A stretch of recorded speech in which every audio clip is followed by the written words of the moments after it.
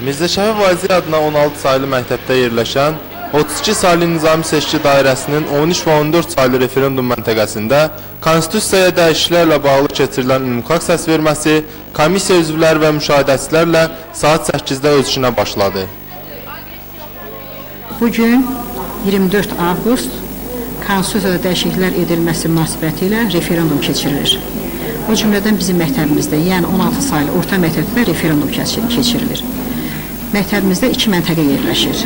13 saylı və 14 saylı məntəqələr.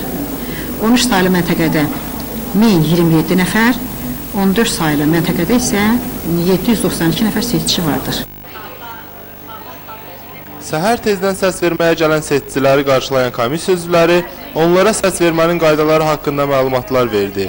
Referendum haqqında fikirləri bilmək üçün seçicilərə müraciət etdik.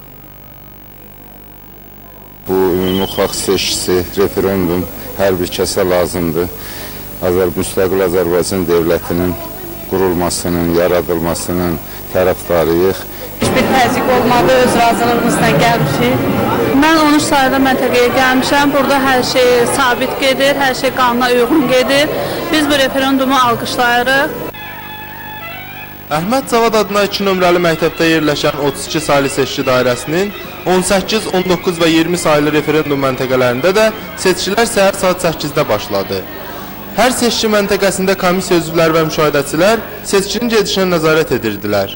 Bu məntəqələrdə seçicilərin rəyini öyrəndik.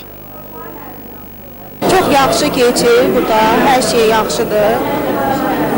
Ne deyə bilərəm, ayrı bir təzyiq zat yoxdur, hər şey yaxşı keçir. Çox düzgün, Hiçbir təzyiq olmadı, çox yaxşı keçdi.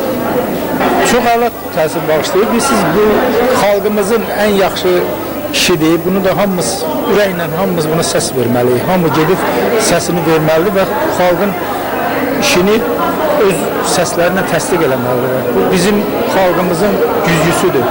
Biz də burada iştirak eləməliyik. Lakin bəzi məntəqələrdə müşahidəçilərin işə məsuliyyətsiz yanaşmasının şahidi olduq. Belə ki, onlar nahar etməyi, nəzarət etməkdən üstün bilib, öz yerlərini tərk edirdilər. Məqsəd Rəhimov, Vaqif İbrahim Xəlil, Xəbər Plus.